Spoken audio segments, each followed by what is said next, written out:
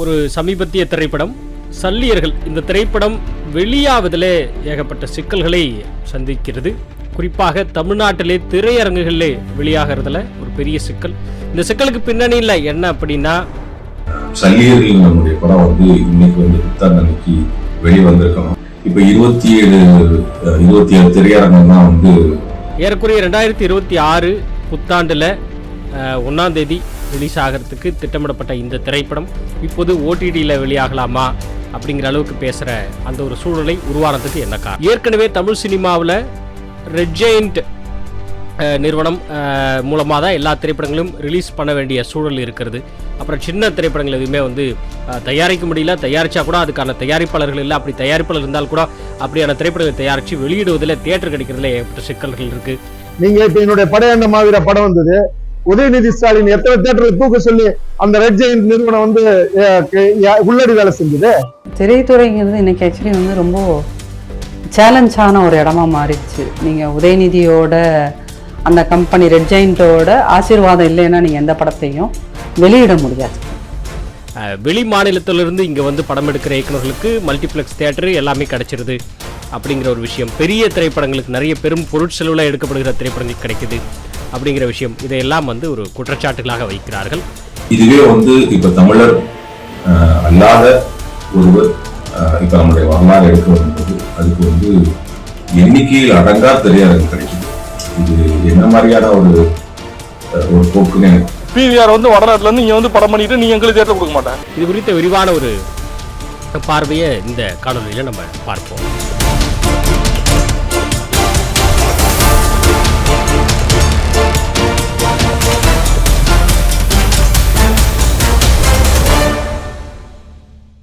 நம்ம பண்ணை இயற்கை அங்காடி 100% இயற்கை வேளாண் தயாரிப்பு. தொடர்புக்கு 87 54 44 92 99. இதுவே இப்ப தமிழர் அல்லாத ஒருவர் இப்ப நம்முடைய வரலாறு எடுக்க வரும்போது அதுக்கு எண்ணிக்கையில் அடங்கா திரையரங்கு கிடைக்குது. ஏற்கனவே நிறைய திரைப்படங்கள் தமிழ்நாட்டில் ரிலீஸ் ஆகிற இந்த திரைப்படங்களுடைய அந்த போக்கை நம்ம பார்க்கும் பொழுது தமிழில் தயாரிப்பாளர்கள் குறைந்த ஒரு இதை நம்ம பார்க்கிறோம். தமிழ் தயாரிப்பாளர்கள் கிட்டத்தட்ட அருகி வரக்கூடிய ஒரு சூழல் தான் இருக்குது. அங்கொன்றும் இங்கொன்றுமாக ஒரு சில தமிழ் தயாரிப்பாளர் தான் இப்போ இருக்கிறாங்க. பழைய காலத்தில் சூப்பர் குட் ஃபிலிம்ஸை தொடங்கி ஏகப்பட்ட இது நம்ம தேவர் ஃபிலிம்ஸ் அப்படின்னு கேள்விப்பட்டிருப்போம். இன்னும் காலந்தோறும் நெடுந்தோறும் பார்த்திங்கன்னா நிறைய தயாரிப்பு நிறுவனங்கள் தமிழ் மண்ணிலிருந்து தமிழ் சார்ந்த தமிழ் முதலாளிகள் நிறைய இருந்தாங்க. அவர்களால் தயாரிக்கப்பட்ட நிறைய தமிழ் திரைப்படங்கள் வந்துச்சு. ஒரு கட்டத்துக்கு பிறகு தயாரிப்பாளர்கள் உடைய அந்த அளவு அப்படிங்கிறது என்னதான் தமிழ் தயாரிப்பாளர்கள் இருந்தாலும் கூட இயக்குநர்கள் தமிழர் அல்லாதவர்கள் அப்படிங்கிற அந்த ஒரு சிக்கல் வர ஆரம்பிச்சுது. அதன் பிறகு ஒரு இடைப்பட்ட காலம் நம்ம எடுத்துக்குவோமே. இப்போ நீங்கள் இயக்குனர் லிங்குசாமி ஒரு திரைப்படம் எடுத்திருந்தார். ஏறக்குறைய அவருடைய கடைசி திரைப்படம் தமிழ் திரைப்படம் அல்ல அப்படிங்கிற ஒரு சூழலை நம்ம பார்க்குறோம். அவர் வேற ஒரு வேற்றுமொழி ஒரு நாயகனை வைத்து ஒரு திரைப்படம், ராம் பொத்தினேனியை வைத்து ஒரு திரைப்படம் எடுத்திருந்தார். படம் பேர் கூட சரியான நினைவில் இல்லை. அதே போன்று இயக்குனர் பிரபு சாலமன் காடன் அப்படின்னு ஒரு திரைப்படம் எடுத்தார். அந்த திரைப்படத்துடைய நடிகர் நடிகையில் பார்த்தோம்னா விஷ்ணு விஷால். அப்புறம் விஷ்ணு விஷால் ஒரு சைடு கேரக்டர் தான் வருவார் தவிர மெயின் ஹீரோ யார் அப்படின்னு பார்த்தோம்னா கிட்டத்தட்ட ராணா டகுபாட்டி, பாகுபலியில் வரக்கூடிய அந்த பல்லால் தேவன் அப்படின்னு அந்த பாகுபலியுடைய வில்லனாக நடித்த ராணா டகுபாட்டி தான் அந்த திரைப்படத்தை ஹீரோவாக நடித்தார் காடன் திரைப்படத்தில். அதுதான் அவர் பிரபு சாலமன் கடைசியாக எடுத்த திரைப்படமாக இருக்கிறது. அதே போன்று இயக்குனர் வெங்கட் பிரபு இளையராஜுடைய குடும்பத்தை சேர்ந்தவர், கங்கை அமரனுடைய மகன். அவர் எடுத்த திரைப்படம், கடைசி திரைப்படம் பார்த்தீங்கன்னா கிட்டத்தட்ட சிம்புவை வைத்து மாநாடு திரைப்படம்லாம் உருவாக்கியிருந்தா கூட, இயக்கியிருந்தால் கூட அவருடைய கடைசி திரைப்படம் கிட்டத்தட்ட நாகசைத்தன்யாவை வைத்து ஒரு திரைப்படம், அதுக்கு கூட பேர் மறந்து போச்சு. அந்த மாதிரி ஒரு திரைப்படம் வந்தது.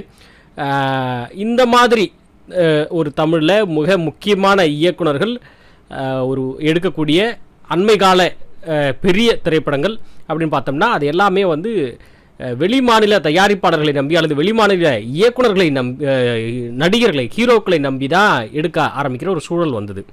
கிட்டத்தட்ட இதே வரிசையில் இயக்குனர் ராம் எடுத்த பேரன்பு, அப்புறம் அதுக்கப்புறம் 7 கடல் 7 மலை ஏதோ ஒரு படம் எடுத்தார் நவீன் பாலின்னு சொல்லிட்டு மலையாள நாயகர். அதற்கு முன்பாக பேரன்பு திரைப்படம் மம்முட்டி தான் ஹீரோ, இயக்குனர் ராம் இயக்கத்தில். கற்றது தமிழ்னு சொல்லிட்டு எடுத்த இயக்குனருடைய கடைசி இந்த இப்போ பறந்து போன்னு ஒரு படம் ரிலீஸ் ஆச்சு. அந்த பறந்து போ படத்துக்கு முன்பாக இயக்குனர் ராம் இயக்கியிருந்த அந்த 2 திரைப்படமுமே மலையாள ஹீரோக்கள் நடித்த திரைப்படமாக இருக்குது. இது ஒரு பக்கம். இன்னொரு பக்கம் நடிகர்கள், இப்போ பெரும் நடிகர்கள், இப்போ விஜய் ஆகட்டும், இது போன்ற நடிகர்கள் நடிக்கக்கூடிய பெரும் திரைப்படங்களை கூட வெளி மாநில அல்லது பிற மாநில பிற மொழியில் நேரடியாக பிறமொழி திரைப்படங்கள் மட்டுமே இயக்கி வரக்கூடிய இயக்குநர்கள் எடுக்க ஆரம்பித்தாங்க. அதே போன்று நேரடியாக பிறமொழி திரைப்படங்கள் மட்டுமே தயாரிக்கக்கூடிய தயாரிப்பாளர்கள் எடுக்க ஆரம்பித்தாங்க. உதாரணமாக விஜயுடைய வாரிசு திரைப்படத்தை இந்த வம்சி பைடுபள்ளிங்கிற இயக்குனர் இயக்கியிருந்தார். அதே போன்று ஒரு சில தமிழ் திரைப்படங்களை இப்போ கூட பிரதீப் ரங்கநாதன் நடிக்கிற அந்த திரைப்படம் கூட மைத்ரி மூவி மேக்கர்ஸால் தயாரிக்கப்பட்டது. அது வந்து அநேகமாக இப்போ கடைசியாக வந்த டியூட் இந்த திரைப்படமாக இருக்கலாம். ஸோ இப்படி உத்தேசமாக சொல்கிறேன், நிறைய திரைப்படங்களை, தமிழ் திரைப்படங்களை மைத்ரி மூவி மேக்கர்ஸ் தயாரிக்க ஆரம்பிக்குது. மிக முக்கியமான பிரபலமான தெலுங்கு தயாரிப்பு இந்த நிறுவனம் தான் மைத்ரி மூவி மேக்கர்ஸ். அதேபோன்று விஜயுடைய அந்த வாரிசு திரைப்படம் கூட ஸ்ரீ வெங்கடேசா கிரியேஷன்ஸ் SVC அப்படின்னு சொல்லிட்டு மிகப்பெரிய ஒரு தயாரிப்பு நிறுவனம். அந்த தயாரிப்பு நிறுவனம் வாரிசு திரைப்படத்தை விஜய் வைத்து எடுத்ததுக்கு பிறகு தமிழ்நாட்டில் ஒரு சிக்கல் வந்தது. உதயநிதி ரிலீஸ் பண்ணுவாரா, ரெட் ஜெயிண்ட் மூவிஸ் அதை ரிலீஸ் பண்ணுவா அப்படின்னு சொல்லி பேசப்பட்டப்ப, இல்லை இது வந்து SVC நேரடியாக தமிழ்நாட்டில் ரிலீஸ் பண்ணுவோம் அப்படிங்கிற ஒரு பேச்சு இருந்தது. இதனால் வந்து உதயநிதிக்குடைய ரெட் ஜெயிண்ட்டுக்கும் விஜயோடைய திரைப்படத்துக்கு ஒரு கிளாஷ் நடந்ததாக ஒரு பேசு பொருள் உண்டு. எந்த அளவுக்கு ஆத்தென்டிக்காக உண்மையா அப்படிங்கிறது நமக்கு தெரியல. இன்னொரு புறம் தமிழ்நாட்டுடைய திரையரங்குகள் ஆங்காங்கே முக்கியமான பகுதிகளில் இருக்கக்கூடிய சின்ன சின்ன திரையரங்குகள், இந்த டூரிங் டாக்கேஸ், சினிமா கொட்டான்னு சொல்லுவாங்க இல்லைங்களா, அந்த எல்லா திரைக்கடமே இழுத்து மூடப்படுகிற அவல நிலையை உருவாச்சு வெளி மாநிலத்தை அல்லது பிற மாநிலத்தை சேர்ந்தவர்கள் தமிழ்நாட்டில், அதுவும் உள் தமிழகத்தில் வந்து கூட அந்த தியேட்டர்களை அவர்கள் நேரடியாக விலைக்கு வாங்கி அவர்கள் ரன் பண்ண ஆரம்பிக்கிற அந்த ஒரு சூழலும் உருவாச்சு. இப்படி தமிழ் திரைப்பட தயாரிப்பாளர்கள் குறைஞ்சு போனாங்க, தமிழ் திரைப்பட இயக்குநர்கள் குறைஞ்சு போனாங்க, தமிழ் நடிகர்களும் குறைஞ்சு போனாங்க. அது ஏற்கனவே நிறைய பேருக்கு நல்லாவே தெரிஞ்ச விஷயமா இருக்கும், ஓப்பனாகவே தெரிஞ்ச விஷயமா இருக்கும். அதே போன்று தமிழ் வணிகர்கள், தமிழ் திரையரங்கு உரிமையாளர்களும் குறைந்து போகக்கூடிய அந்த ஒரு சூழல் உருவாகிருச்சு. இப்படியான ஒரு சூழலில் சல்லியர்கள் அப்படிங்கிற ஒரு திரைப்படம் வருது. கிட்டு இயக்குனர் தி கிட்டுங்கிறவர் ஏற்கனவே மேதகன் ஒரு திரைப்படம் எடுத்திருந்தார். தி கிட்டுவுடைய இயக்கத்தில் இப்போ சல்லியர்கள் திரைப்படம் உருவாகி இருக்குது. சேது கருணாஸ், நடிகர் கருணாஸ் வந்து இந்த திரைப்படத்தை தயாரிச்சிருக்கிறாரு. நம்ம சுரேஷ் காமாட்சி அப்படிங்கிற மிக முக்கியமான தயாரிப்பாளர் இந்த திரைப்படத்தை தயாரிச்சிருக்கிறார். ஏறக்குறைய தமிழ் தேசிய நிலைப்பாடு கொண்ட நாம் தமிழர் கட்சியுடைய ஆதரவு நிலைப்பாடு கொண்ட சுரேஷ் காமாட்சி இந்த திரைப்படத்தை தயாரிச்சிருக்கிறதுனால என்னவோ அவர் இந்த திரைப்படத்தை பற்றி பேசும்பொழுது, இந்த திரைப்படத்தை சேது கருணாஸ் தயாரித்த இந்த திரைப்படத்தை நான் பார்த்தேன், என்னுடைய பர்சனல் இன்ட்ரெஸ்ட்னால இந்த திரைப்படத்தில் வெளியிட்டால் வருமானம் கிடைக்குமா இல்லைங்கிறத தாண்டி என்னுடைய பர்சனல் இன்ட்ரெஸ்ட்னால இந்த திரைப்படத்தை வாங்கி தமிழ்நாடு எங்கும் உலகம் எங்கும் வெளியிடணும்னு சொல்லிட்டு நாங்கள் திட்டமிட்டோம். ஆனால் 2 வருடங்களுக்கு முன்பே முடிக்கப்பட்ட இந்த திரைப்படத்தில் இன்னும் இழுபறி இருக்கிறது. கருணாசனுடைய பழைய கடன்களை கொடுத்தாதான் வந்து ரிலீஸ் பண்ண முடியும் அப்படின்னு சில பேர் சொல்கிறாங்க. அதெல்லாம் லாஸ்ட் மினிட்ல வந்து சொல்கிறாங்க. முன்கூட்டியே சொல்லியிருந்தா நான் அதை சரி பண்ணியிருப்பேன். இதை தாண்டி இந்த திரைப்படத்துக்கான ஸ்க்ரீன்ஸ் வந்து கொடுக்க மாட்டேங்கிறாங்க, திரையரங்குகளிலே காட்சிகள் கொடுக்க மாட்டேங்கிறாங்க அப்படிங்கிற ஒரு மிக முக்கியமான குற்றச்சாட்டை வலுவாக முன்வைத்திருக்கிறார் சுரேஷ் காமாட்சி. அதாவது ஒரு திரைப்படத்தை ப்ரெஸ் ஷோ அப்படின்னு சொல்லிட்டு பத்திரிகையாளர்கள் மத்தியிலே அந்த திரைப்படத்தை போட்டு காட்டுவாங்க. அவர்கள் அந்த படத்தை பார்த்துட்டு நல்லா இருக்குன்னு சொன்னதுக்கு பிறகு அவருடைய ஒப்பீனியன்ஸ் எது சொன்னாலும் அந்த திரைப்படத்தை வந்து பல பேர் வந்து தியேட்டரில் வாங்கி ரிலீஸ் பண்ணுவாங்க. அதற்கு ஒரு ப்ரொமோஷனுக்காக ஹெல்ப் பண்ணும் இந்த பத்திரிகையாளர் ஷோ. அப்படி பத்திரிகையாளர் ஷோவில் பெருவாரியான பத்திரிகையாளர்களால் பாராட்டை பெற்ற இந்த சல்லியர்கள் திரைப்படம் ப்ரெஸ் ஷோ முடிஞ்சதுக்கு பிறகு அவர் என்ன அறிவிக்கிறாருன்னா, இந்த திரைப்படத்தை தியேட்டர்களில் ரிலீஸ் பண்ண முடியல, தமிழ்நாட்டிலே மொத்தம் 27 ஸ்க்ரீன்ஸ் தான் கொடுக்குறாங்க. குறிப்பாக சென்னையில் மிக முக்கியமான மல்டிப்ளெக்ஸ் மால்களில் திரையரங்கங்களில் ஷோ ஓட்டுகிற PVR ஸ்க்ரீன்ஸ் வந்து ஒரு ஷோ கூட, ஒரு ஸ்க்ரீன் கூட தரல சல்லியர்கள் திரைப்படத்துக்கு. அப்படி தகுதியற்ற ஒரு திரைப்படமாக சல்லியர்கள் திரைப்படம், இது ஒரு தீண்டாமை போல இருக்குதே அப்படிங்கிற ஒரு குற்றச்சாட்டை சுரேஷ் காமாட்சி முன்வைக்கிறாரு.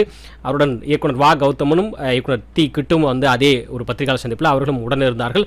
படத்தை பார்த்து எல்லாருமே நல்லா இருக்குன்னு சொல்லும்போது இந்த திரைப்படத்தை ஒரு தகுதியற்ற திரைப்படம் போல, ஒரு தீண்டாத்தகாத ஒரு திரைப்படம் போல, இந்த திரைப்படத்தை ஏன் இப்படி வந்து ரெஸ்ட்ரிக்ட் பண்ணணும், இதற்கான ஸ்க்ரீன்ஸ் ஏன் கொடுக்க மாட்டேங்கிறீங்க, எங்கேயோ இருந்து வந்து எங்கள் மண்ணில் தமிழ் மண்ணில் ஸ்க்ரீன்ஸ் வச்சிருக்கிற PVR ஸ்க்ரீன்ஸ் போன்றவர்கள் ஏன் இந்த திரைப்படத்தை அங்கீகரிக்க மாட்டேங்கிறாங்க, ஏன் ஸ்கிரீன் செக்ஷன் பண்ணி கொடுக்க மாட்டேங்கிறாங்க, 27 ஸ்கிரீன்ஸ் மட்டும் கொடுத்தா இந்த திரைப்படத்தை எப்படி ரிலீஸ் பண்றது அப்படிங்கிறது சுரேஷ் காமாட்சியுடைய ஆதங்கம், குற்றச்சாட்டு இதெல்லாம் இருக்கு. அதே போன்று இந்த திரைப்படத்தை OTT-லயாவது ரிலீஸ் பண்ணக்கூடிய அந்த ஒரு சூழலை முடிவை வந்து யோசிக்கிறோம்னு சொல்லிட்டு அவங்க குறிப்பிட்டிருக்கிறாங்க. இதே போல இயக்குனர் கிட்டு அவரும் தன்னுடைய பதிவில் என்ன சொல்லியிருக்காருன்னா, அவருடைய காணொலி பதிவில் சொல்லியிருக்காரு, இந்த திரைப்படத்தை நான் எப்படியோ வந்து மக்கள்கிட்ட கொண்டு போய் சேர்க்கணும்னு நினைச்சேன். உலகமெங்கும் இந்த திரைப்படம் வெளியாகிற இந்த ஒரு சூழலில் இது போன்று தமிழ்நாட்டில் இப்படியான ஒரு அவல சூழ்நிலை இருக்கிறது. இந்திய அரசாங்கத்தால் UA சான்றிதழ் கொடுக்கப்பட்ட, இந்தியா சான்றிதழ் வழங்கக்கூடிய அந்த ஒரு சென்சார் போர்டுனால UA சான்றிதழ் கொடுக்கப்பட்டும் இந்த திரைப்படத்துக்கு சரியான ஒரு ரெஸ்பான்ஸ் வந்து ஸ்க்ரீன்ஸ் வந்து கிடைக்க பெறவில்லை தமிழ்நாட்டில் அப்படின்னு அவர் குற்றச்சாட்டு வைக்கிறார். இது தவிர 26-27 ஸ்க்ரீன்ஸ் மட்டுமே கொடுத்தால் அந்த அளவுக்கு இந்த திரைப்படத்தை ரிலீஸ் பண்ணும்பொழுது நிச்சயமாக வருவாய் ஏற்படாதுங்கிறது, வருவாய் உண்டாகாது அப்படிங்கிறது ஏற்கனவே தெரியும். அட்லீஸ்ட் வந்து பிரேக் ஈவன் சொல்லுவாங்க. அதே போன்று ஒரு ராயல்ட்டி கேரண்டியாவது கிடைக்குமா அப்படின்னா அதுவும் கிடைக்காது. ஸோ இதை தாண்டி இழப்புகள், பெருவாரியான இழப்புகள் தான் ஏற்படும். அப்படியான ஒரு முறையில் இந்த திரைப்படத்தை ரிலீஸ் செய்தால் பெருநஷ்டம், அந்த மாதிரி ஒரு பெருநஷ்டத்தை சந்திக்க முடியாது. அப்படிங்கிறதுனால இந்த திரைப்படத்தை வேறு என்ன பண்ணலாம், OTTயில் ரிலீஸ் பண்ணலாமா அப்படின்னு ஒரு பேச்சுவார்த்தைகள் நடத்திட்டு இருக்கிறாங்க. இயக்குனர் கிட்டுவிடம் நாம் பர்சனலாக தொடர்பு கொண்டு பேசிய போதும் அவர் சொன்ன ஆதாரப்பூர்வமான அதிகாரப்பூர்வமான தகவலும் இதுவாக தான் இருக்கிறது. குறிப்பாக கிட்டு இன்னொரு தகவலை கூடுதலாக சொல்கிறார். என்ன சொல்கிறார் அப்படின்னா, வேறு மாநிலத்தவர்கள் வந்து இங்கே இயக்குநர்களாக இருந்தாங்கன்னா, அவங்க திரைப்படம் பண்ணியிருந்தாங்கன்னா, அவங்களுடைய திரைப்படங்களுக்கு ஸ்க்ரீன்ஸ் போதிய அளவில் கிடைக்கிறது, ரெஸ்பான்ஸ் போதிய அளவில் கிடைக்கிறது, ப்ரொமோஷன்ஸ் விளம்பரங்கள் போதிய அளவில் கிடைக்கிறது, பெரிய ரிலீஸ் பண்ணக்கூடிய அளவுக்கான ஒரு சப்போர்ட் வந்து கிடைக்கிறது. ஆனால் தமிழர்கள் உருவாக்கிய திரைப்படங்களாகட்டும், தமிழர்களால் உருவாக்கப்படுகிற திரைப்படங்கள், தமிழர்கள் சார்ந்த கதைகள், இவை அனைத்திற்குமே இந்த ஒரு நிலை உருவாகிறது அப்படிங்கிற ஒரு அச்சம் இருக்கிறது அப்படின்னு சொல்லிட்டு கிட்டு அவர்கள் பதிவு செய்கிறாரு, இயக்குனர் கிட்டு அவர்கள் பதிவு செய்கிறாரு. இதே மாதிரி இன்னொரு மிக முக்கியமான ஒரு விஷயம் என்ன அப்படின்னா, இந்த சல்லீர்கள் திரைப்படம் பொறுத்த வரைக்கும் தமிழ்நாட்டிலே படமாக்கப்பட்டிருக்கிறது, சிவகங்கை பகுதியில் படமாக்கப்பட்டிருக்கிறது. இலங்கையில் தமிழர்கள் அவர்கள் போரில் சந்தித்த ஒரு சில துயரங்கள், குறிப்பாக இந்த சல்லீர்கள் அப்படிங்கிற இந்த திரைப்படத்துக்கான பொருள் என்ன அப்படின்னா, மருத்துவ போராளிகள் போர்ச்சூழலில் உடல்நலம், போர்ச்சூழலில் போரினால் காயம்பட்டவர்களுக்கு அங்கே அந்த ஸ்பாட்லேயே வந்து மருத்துவம் செய்யக்கூடிய மருத்துவ போராளிகள் தான் சல்லீர்கள். ஏன்னா அவர்களுடைய உயிருக்கும் ஆபத்து இருக்கிறது இல்லையா. ஸோ அந்த போர்ச்சூழல்லையே அங்கேவே இருந்து மருத்துவம் பார்க்கக்கூடிய அந்த ஒரு டென்ட்டோ ஷெட்டோ போட்டு அந்த போர்ச்சூழல்லையே மருத்துவம் பார்க்கக்கூடிய அந்த மருத்துவ போராளிகளை சல்லீர்கள் என்று குறிப்பிட்டு இப்படி ஒரு திரைப்படத்தை உருவாக்கி இருக்கிறார்கள். இந்த திரைப்படத்துடைய மையம் அப்படிங்கிறது இலங்கை பின்னணியை கொண்ட ஒரு கதையாக இருக்கிறது. இதை தாண்டி இப்படியான இந்த ஸ்க்ரீன்ஸ் கிடைக்கல அப்படிங்கிறதும், குறிப்பாக தமிழர்கள் அப்படிங்கிறனால ஸ்க்ரீன்ஸ் கிடைக்கலையா அப்படிங்கிறதும் ஒரு மிக முக்கியமான ஒரு பார்வையை முன் வச்சிருக்கிறாங்க. ஏற்கனவே இயக்குனர் வா கௌதமன் படையாண்ட மாவீரா அப்படிங்கிற ஒரு திரைப்படத்தை வெளியிட்டிருந்தார், இயக்கியிருந்தார். அந்த திரைப்படத்தில் அவரே தானே நடிச்சிருந்தார். அந்த திரைப்படத்தை வெளியிட்டு கொஞ்ச நாள் கழித்து ஒரு ப்ரெஸ் மீட்டில் வா கௌதமன் பேசும்பொழுது, உதயநிதி ஸ்டாலினுடைய ரெட் ஜெயண்ட் மூவிஸ் வந்து தன்னுடைய திரைப்படத்தை வெளியிடுவதற்கான போதிய திரையரங்கங்கள் கிடைக்க விடாமல் பிளாக் செய்தது அப்படிங்கிற ஒரு பகிரங்க குற்றச்சாட்டை முன்வைத்திருந்தார். நீங்க இப்ப என்னுடைய படையாண்ட மாவீர படம் வந்தது, உதயநிதி ஸ்டாலின் எத்தனை தியேட்டர்ல தூக்க சொல்லி அந்த ரெட் ஜெயண்ட் நிறுவனம் வந்து உள்ளடி வேலை செஞ்சது. அப்ப உங்களுடைய நோக்கம் என்ன? இந்த மண்ணுக்கும் இனத்துக்கும் மொழிக்கும் தாம் வாழ்கிற தமிழர் குடிகளுக்குமான உரிமையை பேசினா எத்தனை MLA தமிழர் இருக்கான்? 70க்கும் மேற்பட்ட MLA தமிழர் இல்ல, 10க்கும் மேற்பட்ட அமைச்சர்கள் தமிழர்கள்னு சொன்ன இந்த படத்தை விடாம பண்ணதுக்கு என்ன அர்த்தம்? அப்ப இவர்களுடைய நோக்கம் என்னன்னா, யாரு அரசியலுக்கு வந்தாலும், யாரு ஒரு அதிர்வை ஏற்படுத்துற ஒரு சூழல் இருந்தாலும் அந்த அதிர்வுல இருந்து அப்புறப்படுத்துறதா வேலை.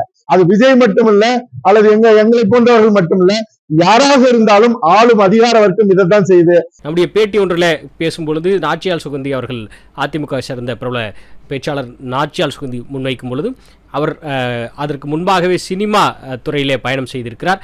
அவர் தன்னுடைய கருத்தாகவும் இதை முன் வச்சிருந்தார். அது ஒரு பெரிய சிக்கல். 2006-11 இவங்க ஆட்சியில் இருந்த போதும் இதே மாதிரி தான் பண்ணாங்க. இப்பவும் அதுதான் நடந்துகிட்டு இருக்கு. ரொம்ப மொனோபொலி ஆயிடுச்சு. அதனால திரைத்துறை அப்படிங்கிறது ரொம்ப ஒரு கஷ்டமான ஒரு காலத்தில் தான் இருக்குது. இங்கே நிறைய பணம் வச்சுருக்காங்களா, அவங்க மட்டும்தான் படம் பண்ண முடியும் அப்படிங்கிற மாதிரி. சின்ன ப்ரொடியூசர்ஸ் எல்லாம் அவ்வளோ ஈஸியாக படம் எடுத்துடலாம், பட் அதை வெளியிடுறதுங்கிறது ஒரு பெரிய இஷ்யூவாக தான் இருக்குது. அது இவர் துணை முதல்வர் ஆனதுக்கப்புறம் அவருடைய குடும்பத்தில் அவங்க பையன்கிட்டயோ மனைவிகிட்டயோ அந்த நிறுவனம் மாறி போயிருக்குதுனாலும் இன்னும் அவர் அதில் தலையிட்டு தான் இருக்கார் உதயநிதி அவர்கள். அதனால இது உதயநிதி தலையிடுறாரோ இல்லையோ, உதயநிதியே சுற்றி இருக்கிற அவர் பேரை சொல்லி கட்சிக்காரங்க, அவரோட ஃப்ரெண்ட்ஸு ரொம்ப அதை இன்ஃப்ளூயன்ஸ் பண்ணுறாங்க. அதனால திரைத்துறை அப்படிங்கிறது வியாபார ரீதியாக அது நிறைய பிரச்சனைகளை சந்தித்து கொண்டு தான் இருக்குது. இதை தாண்டி வாரம் வெள்ளிக்கிழமை அல்லது வியாழக்கிழமை ரிலீஸ் ஆகக்கூடிய திரைப்படங்கள் அப்படிங்கிறதே ஒரு 9-10 படங்கள் வந்துடுது.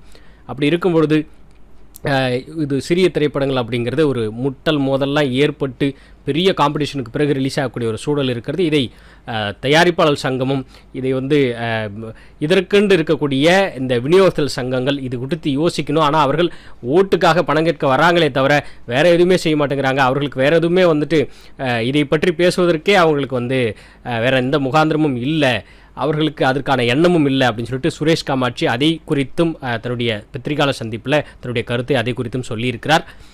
உங்களுடைய மேலான கருத்துக்களை பதிவு செய்யுங்கள். இன்னொரு விவகாரம் குறித்து இன்னொரு காணொலியில் விரிவாக பேசுவோம். தொடர்ச்சியாக நடந்து கொண்டிருந்த சில சம்பவங்களுடைய தொகுப்பாக இந்த காணொலி இருக்கும். மேலும் எங்களுடைய மற்ற வீடியோக்களை காண்பதற்கு சேனலை சப்ஸ்கிரைப் செய்து கொள்ளுங்கள். இன்னொரு தருணத்தில் பேசுவோம். நன்றி.